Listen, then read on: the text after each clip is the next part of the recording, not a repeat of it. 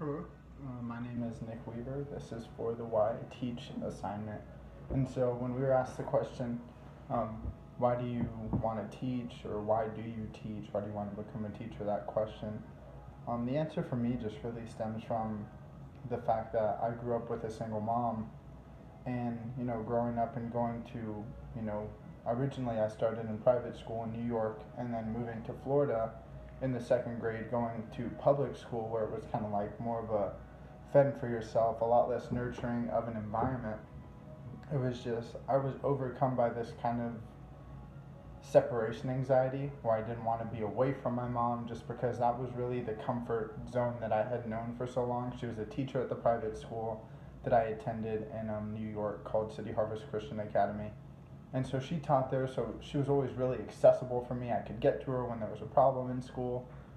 And so switching to a public school system where my mom wasn't a teacher, and I was away from my brother because he was too young, so he wasn't in school, and it was kind of just me taking on this new public school thing by myself. There was a ton of anxiety, just separation anxiety, being away from my mom, being away from my brother for long periods of time. And it just made me really nervous. I remember even another transition, because you know how kids are, they adapt. So eventually, I just got used to being in the elementary school setting. As you get older, by the time you're in the fifth grade, you feel like you're running the campus, even though you're really not. And then so the transition to sixth grade, my mother anticipated was going to be a lot easier for me. I had already transitioned in and out of a public elementary school, but middle school seemed to be a problem again for me, unfortunately. And that's actually where I met you, Dr. May, was at Silver Sands Middle School.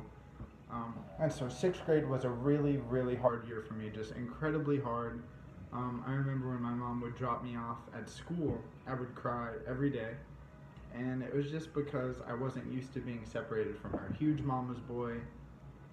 But I just had teachers that were just so willing to just go above and beyond for me. Teachers that saw me struggling with a locker, no problem. They came over, showed me how to do it the right way, opened the locker for me if necessary. Just people that were really willing to go above and beyond to ensure that I felt comfortable and that I was able to feel like I was in an environment where I was safe and able to learn effectively. And so I just jotted down some teachers' names that I really felt like affected me in those middle school years. Mrs. Milton, who was a sixth grade reading teacher at Silver Sands. Mrs. Wheeler, who was a seventh grade science teacher at Silver Sands. And also Matt Weaver, who was a PE teacher at Silver Sands while I was attending there. And all these teachers in their own way had a very profound effect on who I became as an individual. I can think to this day, Miss Milton, she used to always say, better check yourself, when I was getting out of line in school. And it was just, like the way she presented everything to us, it was just, here is the information. You can choose to do with it as you please. I'm not going to force you to learn. I'm not going to push this learning on you, but I'm here to help you learn if that's what you want to do. And so Miss Milton was always someone that I greatly admired, especially, growing up, and someone that was just very caring, cared a lot about her students. Miss Wheeler was someone that I really admire just because she had such a relationship with her students that you could walk into Miss Wheeler's class, have never said anything to her before in your life, never seen her, had no heart or desire to know anything about science, but by the time you left that class period, you were amped up about science. You were just excited to learn, excited to be in her class, and it was just a really awesome environment that Miss Wheeler provided for us in the classroom. One of the final teachers that I wanted to mention for the middle school days is Matt Weaver. And Matt Weaver is someone who has a really special place in my heart, and a big reason why I want to be a teacher, actually. And you might not know this, Dr. May, but Matt Weaver is not actually my biological father. My biological father passed away when I was about 3 years old. And so, like I said, I grew up with a single mom. I actually met my dad now, Matt Weaver, when I was in the sixth grade, and he was just another one of those teachers who was just so willing to help me kind of come out of my shell. He could tell that I was struggling to kind of find my identity, kind of struggling to make friends, and so it was in the sixth grade that he approached me and asked me if I would like to join the middle school wrestling team. And it was just from that point on, it kind of gave me a sense of identity, wrestling did, and it allowed me to make friends. Um, And so he's just a huge reason why I want to be a teacher.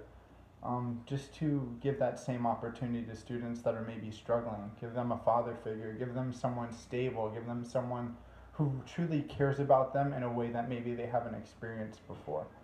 And so he's one of the main reasons that I would love to be an educator. Finally, high school. As opposed to elementary and middle school, the transition into high school was a lot easier for me. I think it was just because I was older, I had more of an idea what to expect when it came to transitioning schools. I actually went to three different high schools: Atlantic, Deltona, and University High School. Through my high school experiences, a few of the teachers that really affected me and made it to where I really wanted to be a teacher were Mr. Corton. And Mr. Corton was just one of those teachers where you could be in his classroom and he was going to talk to you about real life experiences. He taught a lot of what I say needs to be in a class now: good credit, how to get credit, how to get a mortgage, just how to interact with people. Mr. Corton was really good about teaching us life lessons while teaching us English lessons. He was just one of those teachers where we would almost kind of probe him to get him off topic talking about other things. But I think he was really Jedi mind tricking us into, while we thought we were probing him, he was really probing us and teaching us English conventions and how to read complicated text, but also doing so in a way where he was kind of exposing us to life lessons and how to deal with people and how to kind of navigate this world as an adult. And so that's one thing I really admired about Mr. Corton. So those are kind of some of the people that affected me and kind of pushed me into the realm of wanting to be a teacher. But to boil everything down, the reason why I teach, the reason I want to be a teacher is just to give young men and women who don't have that father figure to really be able to look at and just a positive role model, someone that cares deeply about their education, someone that cares deeply about their future, but at the same time isn't afraid to be honest with them and correct them when necessary. I had so many men and women do that for me growing up, and it's hard for me to think about where I could have been without the intervention of adults like that just in my life. So I know that was kind of wordy, probably a lot longer of a video than I thought I was going to make, but the main reason I teach is just to be that positive role model that I had so many of growing up, and so that's why I teach. Thanks.